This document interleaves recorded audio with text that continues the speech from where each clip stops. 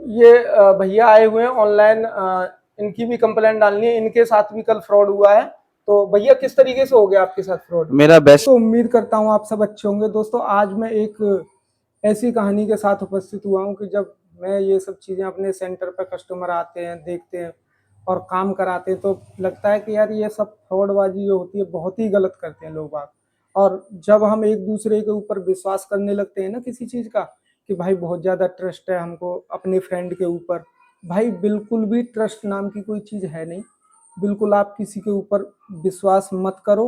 मैं तो ये आपको, दो भाई अभी आए हुए थे सुबह सुबह, तो उनकी यार बातें सुन के मेरे को लगा कि चलो क्यों ना मैं इन घटनाओं से आप सबको रूबरू करा दूं। और बहुत सब ये चलता है, एक दूसरे के साथ इतनी मित्रता गहराई हो जाती है कि बिल्कुल गहराई होने के बाद अपने आईडी पासवर्ड सबको शेयर कर देते हैं। फिर उन्हीं के साथ वो बंदे फ्रॉड करके चले जाते हैं। तो आइए चलते हैं, दिखाता हूँ, बात कराता हूँ आपको। ये दो बंदे आए हुए थे सुबह, तो इन बेचारों के साथ में ऐसा फ्रॉड हुआ है कि आप भी सुन के इनकी कहानी आपको लगेगा कि यार बहुत ही गलत हुआ बेचारों के साथ। और अब उनके अकाउंट में एक भी पैसा नहीं बचा।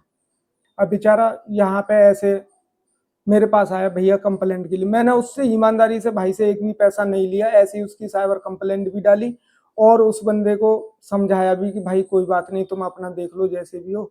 तो भाई आप सबको भी सचेत रहना चाहिए। यारी दोस्ती में किसी को ओटीपी, पासवर्ड, हालांकि अपना फोन जो हम दे देते हैं ना, लो भाई फोन ले लो अपना, भाई बिल्कुल मन दो फोन। आज जो जिस बंदे के साथ जो हुआ है ना, यही हुआ कि भाई ने ट्रस्ट करके, फ्रेंड था कई सालों से, और उसको फोन दे दिया। बंदे की सैलरी आई, तुरंत उसने ट्रांसफर मार दिए। बंदा एक दो घंटे बाद चेक करता, पैसे गायब। अब बंदा इधर उधर कोर्ट कचहरी के चक्कर कि यहाँ एफआईआर वहाँ एफआईआर, क्या होगा, वो तो चला गया पैसे लेके।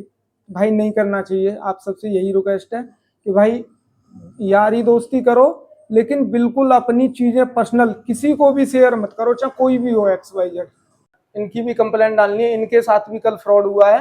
तो भैया किस तरीके से हो गया आपके साथ फ्रॉड? मेरा बेस्ट फ्रेंड जो है, हम्म। उसका नाम मैं लेना चाहता हूँ, देवज्योति चक्रवर्ती।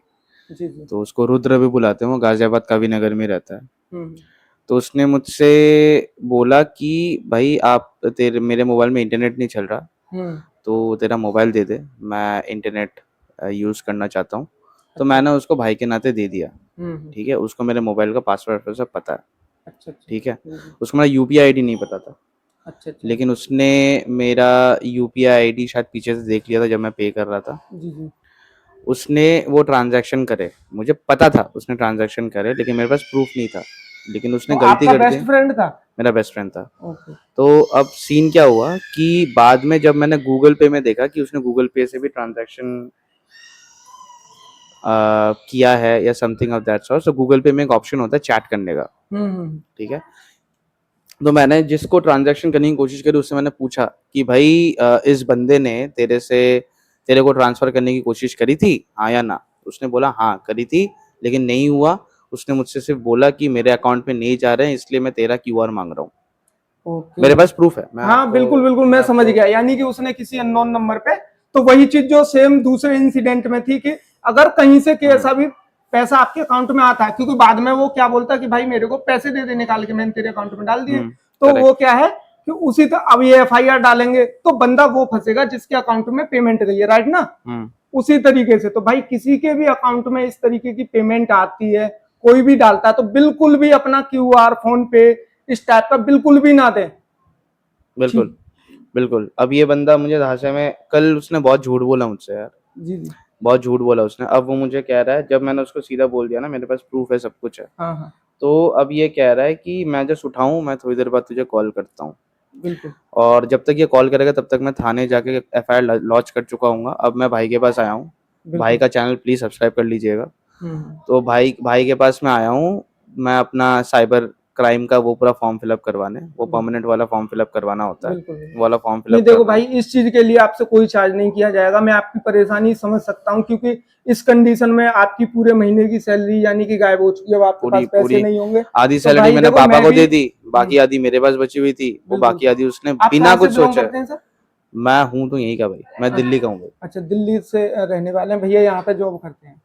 भाई एक बार बताओ जरा क्या हादसा हुआ तुम्हारे साथ? जी, मेरा नाम लवकुश कुमार है और मेरे अकाउंट में काफ़ी दिन, कुछ महीने पहले 1000, 2000, 1500 रुपए ऐसे करके आ रहे थे कहीं से, लेकिन मैंने ट्राई नहीं किया कहाँ से पैसे आ रहे हैं। अच्छा। तो उसके चक्कर में मैं तो, पैसे आ रहे थे तो मुझे तो पता ही नहीं था कि पैसे कहाँ से आ रहे हैं, मुझे भी नहीं इतना ध्यान दिया। तो मैं बैंक में गया तो बैंक वालों ने बताया कि ये तो आपके यहाँ के पैसे है ही नहीं, ये तो बाहर से कहीं से पैसे आ रहे हैं, कनाडा वगैरह से, कहाँ से। अच्छा तो अच्छा। मैंने इस पर गौर नहीं दिया, मैं चलो आ रहे हैं कोई दिक्कत नहीं है, कहाँ से कोई ला रहा होगा पैसे, कहाँ से आ रहे हैं मुझे नहीं पता इस बारे में। अच्छा तो अच्छा। उसके बाद में मैंने अपने अकाउंट में कुछ दिन बाद 42,000 रुपये मैंने ट्रांजेक्शन किए अपने अकाउंट में, तो मेरे डिपॉजिट हो गए उसमें। फिर मैं 2-3 दिन बाद बैंक में गया तो मेरा अकाउंट बंद हो गया। बैंक वालों ने मना कर दिया कि आपका अकाउंट कैम ब्रांच वालों ने बंद किया है और आपके कनाडा से जिन कहाँ से पैसे आए हुए हैं अकाउंट में, इस चक्कर में, फ्रॉड के चक्कर में आपका अकाउंट सीज हो गया। अब उसमें हम कुछ नहीं कर सकते, आप क्राइम ब्रांच वालों से मिलो जाके। हाँ बस तो तो वही मैं चीज हुआ ना अब कि, हाँ तो वही चीज मैं गाइस आपको ये बताना चाहता हूँ कि अगर आपके अकाउंट में कहीं से भी एटलीस्ट 50 रुपए की भी ट्रांजेक्शन आती है ना, तो आप उसको तुरंत के तुरंत जाकर चेक करें कि वो अमाउंट आखिर में कहाँ से आपके अकाउंट में आई है, और आई है तो तुरंत के तुरंत उसकी ऑनलाइन FIR या कंप्लेंट करें, ताकि कोई भी घटना हो तो आपका अकाउंट फ्रीज ना हो। ठीक है।